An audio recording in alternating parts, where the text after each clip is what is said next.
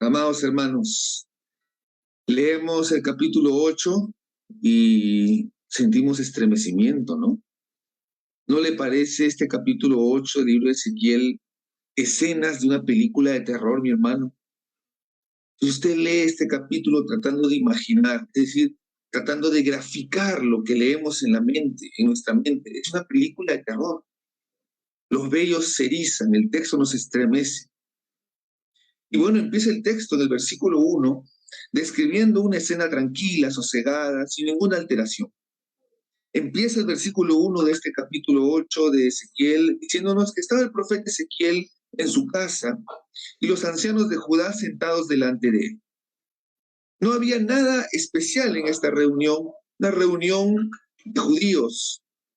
Los reunía el hecho de ser judíos. Los reunía el hecho de ser allí todos miembros del pueblo escogido de Dios para ser su pueblo. Los unía el hecho de ser ancianos, es decir, hombres que tenían madurez y experiencia, hombres que conocían la ley de Dios, hombres que conocían la palabra de Dios, hombres que habían sido escogidos por Dios en autoridad en medio del pueblo de Dios.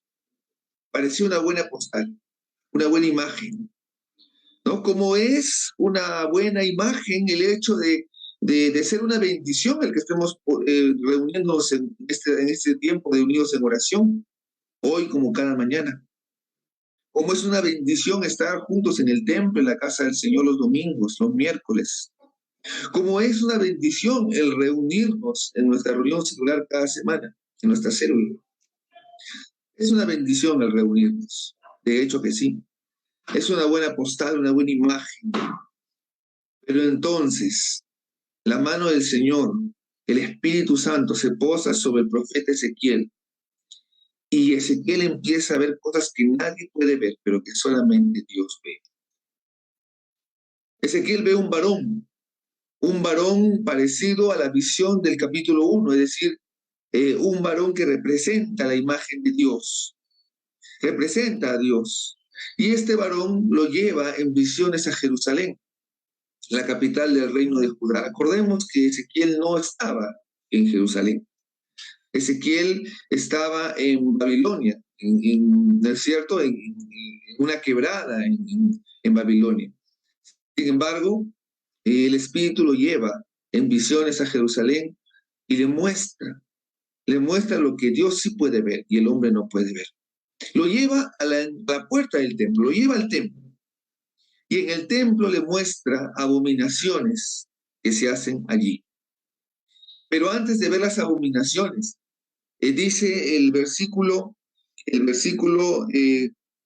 4, que estaba la gloria del Dios de Israel, como la visión que yo había visto en el campo. Es decir, Ezequiel ve la gloria de Dios en el templo. Mi hermano, la gloria de Dios, es decir, la Shekinah de Dios, que representa su santidad, su poder, su luz, su presencia, estaba allí en el templo. A pesar de las abominaciones y pecados que cometía el pueblo de Dios, Dios mantenía su presencia con ellos. Dios había mantenido el pacto que había hecho con su pueblo. Dios había prometido su presencia en el templo y estaba allí, dice Ezequiel. La gloria de Dios estaba allí en el templo. Era el Dios de Israel, porque dice la gloria del Dios de Israel. Era el Dios de este pueblo. A pesar de que el pueblo le había dado la espalda, era el Dios de Israel. El Dios de este pueblo y su presencia debía estar con su pueblo. Pero entonces Dios le hace una pregunta al profeta Ezequiel y le dice: ¿no ves lo que estos hacen? Las grandes abominaciones que la casa de Israel hace aquí para alejarme de mi santuario. Dios le dice al profeta: ¿no ves todo lo que este pueblo hace? Las grandes abominaciones que cometen haciendo que mi presencia se vaya de aquí. Lo primero que ve Ezequiel es, en el versículo 5, es que en el templo hay un ídolo, hay una imagen. Y Ezequiel se sorprende de ver una imagen en el templo y luego verá otras abominaciones en el templo. Un lugar que era consagrado para Dios, separado para Dios, porque eso significa que sea santo, separado, consagrado a Dios, pero siendo consagrado a Dios ese lugar, estando allí la presencia de Dios, allí el pueblo de Israel cometía abominaciones. Luego de ver este ídolo que puede representar los ídolos que nosotros podemos haber levantado en nuestras vidas, de los cuales hemos hablado mucho en estos días. Luego de eso dice versículo 7, que Dios les lleva a la entrada del atrio y ve un agujero en la pared. Un simple agujero. Quizá nadie lo nota porque el agujero es pequeño. Nadie sabe lo que hay detrás de esta pared, pero el agujero indica que esta pared no está intacta. Hay un problema aquí. Hay una abertura que no debería existir. Y luego Dios le dice a Ezequiel que cabe en la pared. Versículo 8. Cava Ezequiel en la pared. Al cavar en la pared puede ver una puerta. Versículo 9. Al abrir la puerta, ¡wow, hermano! Versículo 10 nos dice que se ven serpientes, caras de reptiles horribles, bestias abominables, demonios, todos los ídolos de Israel. Todos ellos pintados en toda la pared, arriba, abajo, en todos lados. Una imagen espeluznante. Y allí, versículo 11, delante de estas imágenes horribles, 70 ancianos de Israel y Jaazanías, es cierto, el jefe de esos ancianos, cada uno con su incensario, adorando a estos demonios horribles, con una nube espesa de incienso que rodeaba el ambiente. Una película de terror, pero se ve allí en el templo. En esta visión Dios le muestra a Ezequiel lo que cada uno de estos 70 ancianos hacía, cada uno en su cámara, en su habitación a solas. Nadie los veía cuando estaban en su habitación. Nadie sabía que estos líderes del pueblo de Dios, consagrados a Dios, escogidos para adorar a Dios, para guiar al pueblo, a ser un pueblo de sacerdotes y de gente santa, a Dios, adoraban al Dios verdadero, supuestamente, pero escondidas a demonios. Nadie los ve. Nadie sabe que hacen esto, porque el versículo 12 dice que lo hacen en las tinieblas de la noche, a solas. Pero lo peor de todo es que ellos piensan y dicen, no nos ve Jehová. Jehová ha abandonado la tierra. Querido hermano, la palabra nos habla de una manera increíble y nos habla hoy. Le ruego que no me oiga a mí. Oiga a Dios en su palabra, hablando a su vida. La gloria de Dios, la Shekinah, la presencia de Dios, esa presencia que vemos en el versículo 4 aquí, esa presencia de Dios a través de su Santo Espíritu está en usted, si usted es creyente. Si usted ha creído en Jesucristo, le ha recibido como el Señor y Salvador de su vida, esa imagen está, esa Shekinah, esa gloria de Dios está en su vida. Y usted dice la palabra de Dios, usted y yo somos templo del Espíritu Santo. Y Dios nos habla constantemente en su palabra, hermanos, nosotros siendo templo, morada del Espíritu, nos habla que debemos vivir como pámpanos unidos a Cristo, unidos a la vid, en dependencia de Él, unidos a Él, andando en el Espíritu. ¿Por qué? Porque el enemigo, nuestro enemigo, el diablo, busca agujeros en nuestra vida para introducir puertas al pecado. Si le permitimos esto, si le permitimos puertas al pecado, querido hermano, parecen puertas inofensivas, parecen agujeros pequeños en nuestra vida, que son mínimos. Pero hermano, podemos a través de estas puertas llegar a practicar una vida de pecado que nos envuelve más y más, hasta llegar a prácticas abominables delante de Dios. Hermano, podemos ser creyentes y vivir una vida carnal, una vida de pecado. Quizás nadie lo sabe, nadie se lo imagina porque lo hacemos de noche, lo hacemos a oscuras, a escondidas. De repente nadie nos ve. Y podemos, como estos ancianos, estar sentados tranquilamente, unidos en oración, en el templo, en nuestra célula, y nadie imagina lo que hacemos a solas. Caras vemos, corazones no sabemos, dice la frase. Pecados ocultos, hermano. Pecados que pueden ser tan abominables como la pornografía, el adulterio, la fornicación, aún en prácticas sexuales aberrantes.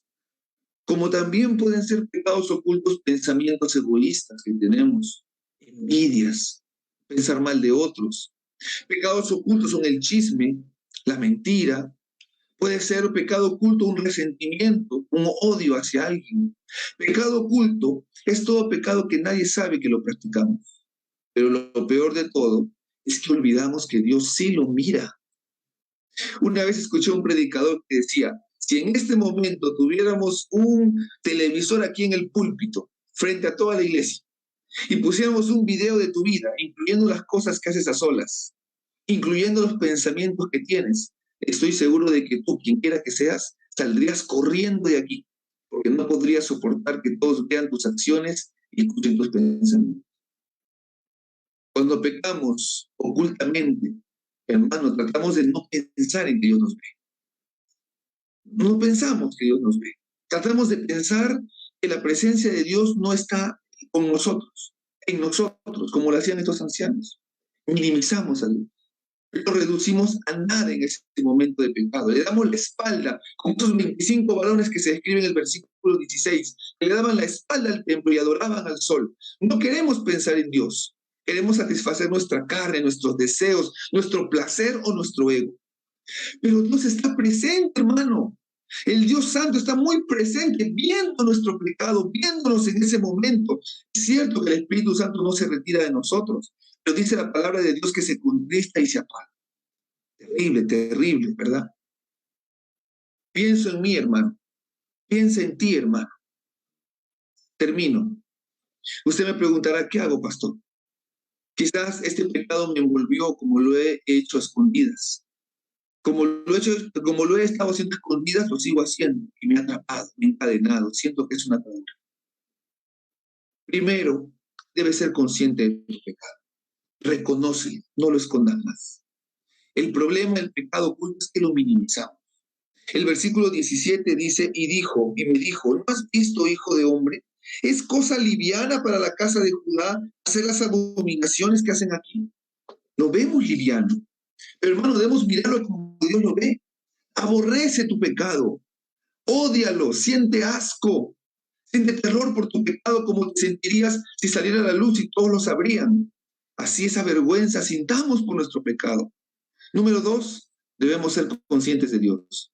Dios nos ve y es un Dios santo, justo, que castiga el pecado. Y lo vemos aquí en su palabra. El versículo 17 continúa diciendo, después que han llenado la maldad a la tierra, se volvieron a mí para irritarme. He aquí que aplican el ramo a sus narices.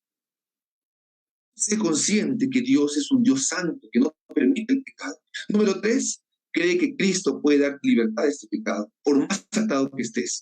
Dice la palabra de Dios en Juan 8, 34, 36, Jesús le respondió, de cierto os digo que todo aquel que hace pecado, esclavo es del pecado.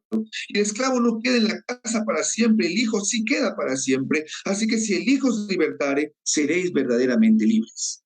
Entonces, arrepiéntete de todo corazón y somete tu vida total y absolutamente al señorío de Cristo. Y número 4, haz cambios radicales. Recuerda, hermano, lo que meditamos el martes. Destruye ese pecado, ese ídolo abominable. Derríbalo, destrúyelo, quémalo, bórralo de tu vida. Haz cambios radicales y, si es posible, busca ayuda de alguien de confianza que sea mayor en la fe. Amado hermano, no permitamos que ningún pecado oculto quede en nuestra vida y nos destruya.